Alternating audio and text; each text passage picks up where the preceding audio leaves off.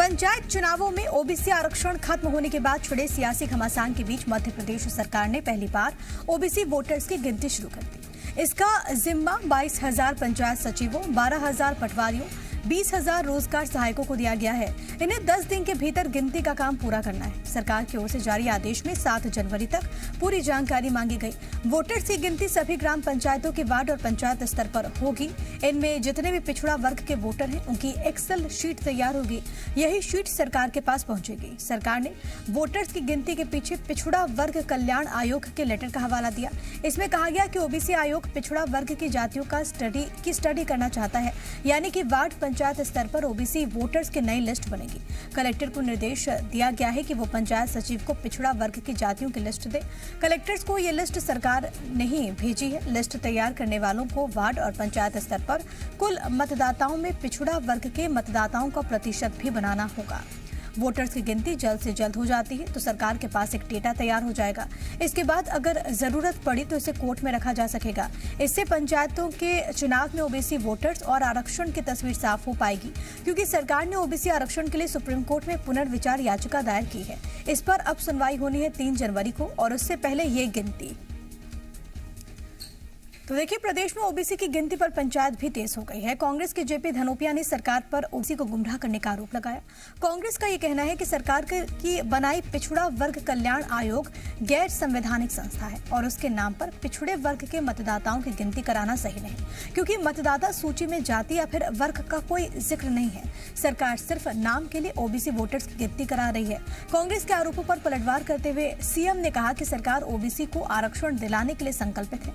कमलनाथ सरकार ने ओबीसी के साथ छलावा किया था। ओबीसी वोटर्स की गिनती के आने से अगर ओबीसी को लाभ होता है तो कांग्रेस को दिक्कत क्यों है?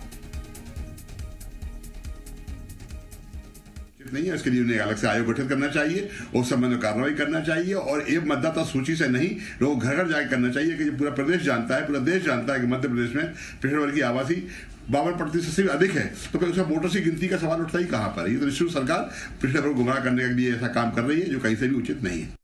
अनुसूचित जाति जनजाति को छलावा में रखा, हमेशा दूर रखने की कोशिश करी और जब कुछ करने जाते हैं हम जैसे लोग तो उसका विरोध करती है कांग्रेस। कांग्रेस को किसी भी आयोग की कार्य पद्धति को लेकर के जो डिसीजन हुआ है, जो उन्होंने निर्णय किया है, उसके ऊपर आपत्ति नहीं करना चाहिए, क्योंकि आयोग बनते ही इसीलिए। फिर बाल आयोग का क्या महत्व है, फिर महिला आयोग का क्या महत्व है, फिर अनुसूचित जाति, तो निर्णय आने दीजिए। कांग्रेस क्यों तकलीफ में आ रही कि ओबीसी वर्ग के लोगों की जनगणना नहीं होना चाहिए? ये कांग्रेस क्यों इस बात का विरोध कर रही है? तो पंचायत चुनाव और उसको लेकर ओबीसी आरक्षण पर फंसा पेच और इस बीच ये गिनती जिस पर सियासत इस वक्त चरम पर है। आकाश द्विवेदी भोपाल से हमारे साथ हमारे सहयोगी तमाम जानकारी के साथ जुड़ गए हैं।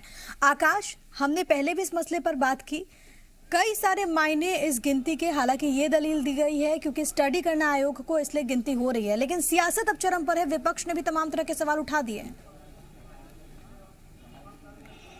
बिल्कुल प्रिया, हितैषी कौन है ओबीसी का, ये बहुत बड़ा मुद्दा है और इसी बात को जताने के लिए दोनों ही पार्टियां एक दूसरे पर आरोप प्रत्यारोप शुरू से ही लगाती रही हैं, क्योंकि 50% से ज्यादा की आबादी मध्य प्रदेश में ओबीसी की है, अन्य पिछड़ा वर्ग की है और यही कारण है कि हमेशा से ही ओबीसी मध्य प्रदेश में राजनीति का हिस्सा रहे हैं। और अब पंचायत चुनाव को लेकर जब आरक्षण का पेच फंसा है तो जो ये आदेश, जो निर्देश सभी कलेक्टर्स को दिए गए हैं कि ओबीसी मतदाताओं की सूची तैयार की जाए, उनकी पूरी डिटेल 10 दिन के भीतर मंगाई जाए, तो इस पर कांग्रेस ने सवाल उठाए हैं। कांग्रेस ने जो ओबीसी आयोग का गठन किया गया है उसे ही गैर संवैधानिक बता दिया है और यह कहना है कि जो संवैधानिक संस्था है उसके आधार पर ये मतदाताओं की सूची मंगाई जाए। आरोप यह भी है कि सिर्फ मतदाताओं को भ्रमित करने के लिए इस तरह के काम सरकार कर रही है, जबकि देखिए सरकार का यह मानना है, सरकार के प्रवक्ता हैं और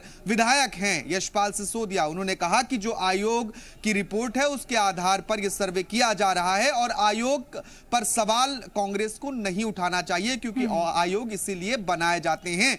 और ओबीसी को आरक्षण दिलाना है, सरकार की ये मंशा है। देखिए ये बहुत महत्वपूर्ण है, जो सूची 10 दिन में तैयार होकर आएगी इससे पूरी बात स्पष्ट हो जाएगी कि मध्य प्रदेश में कितने ओबीसी मतदाता हैं, क्योंकि कोर्ट में पुनर्विचार याचिका मध्य प्रदेश सरकार की ओर से लगाई गई है और सरकार के पास एक डेटा तैयार हो जाएगा, जो एक्सेल सीट में डेटा मंगाया गया है सभी जगहों से, वो डेटा सरकार के पास। पंचायत चुनाव का तो एक मसला है और इसके लिए एक डेटा तो तैयार हो जाएगा। 3 जनवरी को जो पुनर्विचार याचिका है उस पर सुनवाई होनी है। हालांकि 7 तारीख को ये डेटा वहां पर देना होगा, तमाम कलेक्टर्स को सरकार को सौंपना होगा। लेकिन उसके अलावा भी अगर हम पंचायत चुनाव को छोड़ भी दे तो बाकी जगहों पर भी जो भर्तियां होती है उसमें भी काफी फायदा होगा, क्योंकि आपके पास डेटा होगा कि आपको पता चल जाएगा कि आखिरकार 18+ कितने लोग हैं इस वक्त मध्य प्रदेश में जो कि ओबीसी वर्ग से आते हैं।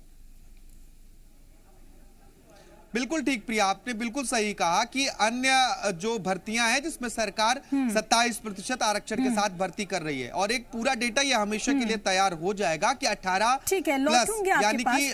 कांग्रेस पार्टी का स्टैंड क्या है जरा ये समझते हैं आकाश, फिर मैं आपके पास आऊंगी। जेपी धनोपिया साहब इस वक्त जुड़ गए कांग्रेस पार्टी का पक्ष रखने के लिए। धनोपिया साहब बहुत स्वागत है आपका। नमस्कार। धनोपिया साहब, अगर सरकार ओबीसी वोटर्स की गिनती करा रही है तो क्या कांग्रेस पार्टी को कोई इसमें ऐतराज?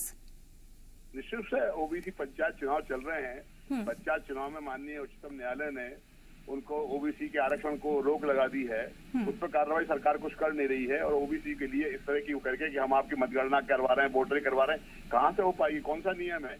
पिछड़ा वर्ग कल्याण आयोग की संवैधानिक संस्था जो उनके कहने पर आप वो करा रहे हैं कि गिनती करा रहे हैं, उसके लिए ट्रिपल टेस्ट के तहत ये नियम है कि नया आयोग गठित होना चाहिए और नया आयोग गठित होने का इस काम की वो होनी चाहिए। चलो उसमें मेरा निवेदन ये है कि जो भारतीय जनता पार्टी की सरकार है ना, सिर्फ पिछड़े वर्ग को गुमराह करने के लिए इस तरह कहते हैं कि हम काम कर रहे हैं, हम आपके लिए काम कर रहे हैं, जबकि बात तो सही है कि इनको ना अधिकारी नहीं है।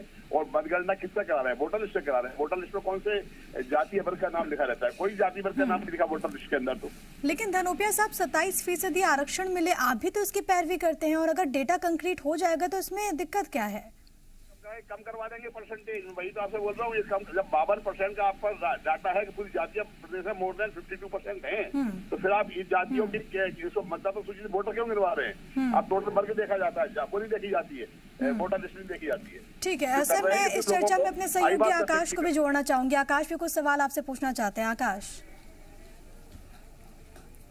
सर, ये आयोग का गठन किया गया था, ओबीसी कल्याण आयोग का, आप उसको एक गैर संवैधानिक बता रहे हैं, किस आधार पर? अगर ये गैर संवैधानिक है तो जिस वक्त गौरीशंकर बिसेन को अध्यक्ष बनाया गया था उस वक्त कांग्रेस की ओर से और आपकी ओर से आपत्ति क्यों नहीं दर्ज कराई गई? कोई शिकायत क्यों नहीं कराई गई? अगर कराई गई है तो कहां कराई गई, जानकारी दीजिए ना सर।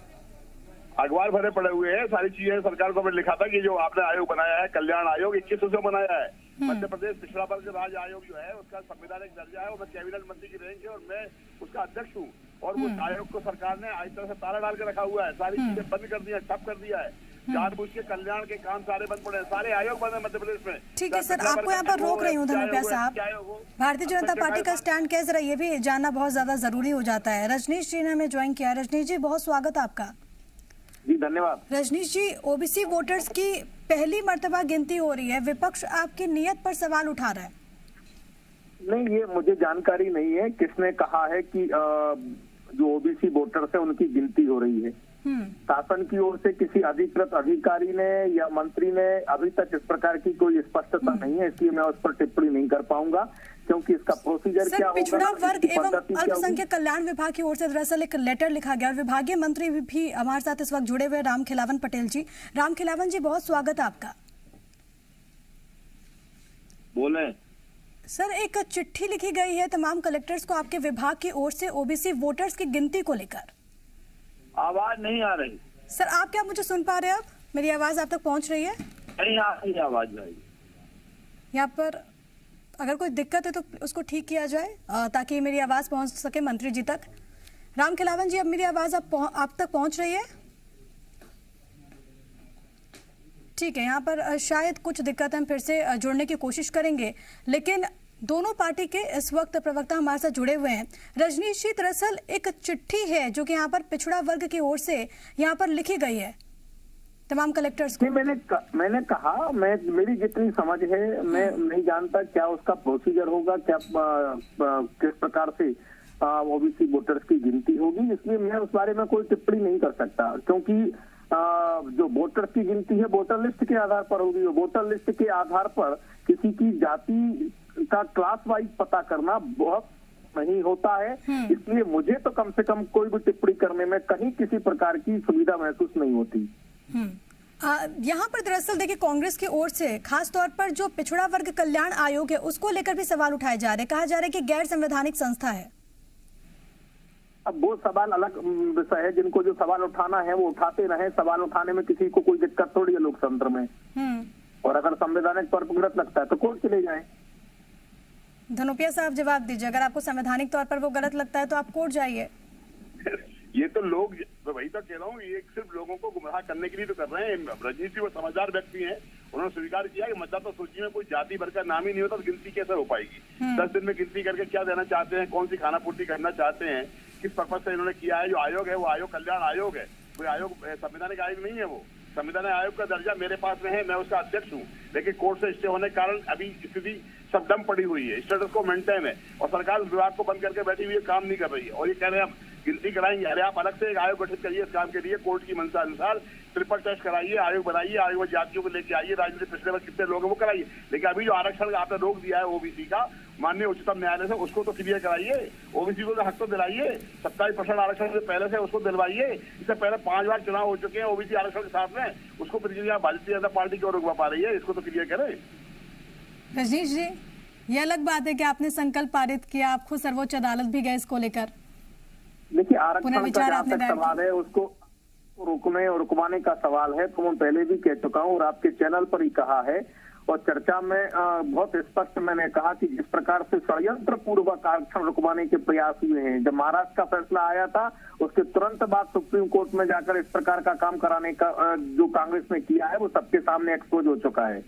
ये अपना उल्लू सीधा करना चाहते थे। एन के एन प्रकरण ये चाहते थे कि चुनाव रुके और जो ओबीसी का रिजर्वेशन है वो गफलत में जाए और ये इनकी मंशा यही थी और यही षड्यंत्र था। मैं बहुत स्पष्ट कई बार कह चुका हूँ इसमें, क्योंकि महाराष्ट्र का जो फैसला आया था वो इन लोगों के इनके जो न्याय के जानकार कानून के जानकार हैं उनको बहुत अच्छे से ध्यान में था। ओबीसी वर्ग का कौन हितैषी है, कौन उनके बारे में सोचता है, कौन नहीं सोचता है, ये लोग जानते हैं, आम जनता जानती है, ओबीसी वर्ग के लोग जानते हैं। बहुत धन्यवाद आप दोनों का हमारे साथ जुड़ने के लिए, अपनी बात यहाँ पर रखने के लिए। आकाश आपका भी बहुत शुक्रिया तमाम बातचीत और जानकारी हम तक पहुँचाने के लिए।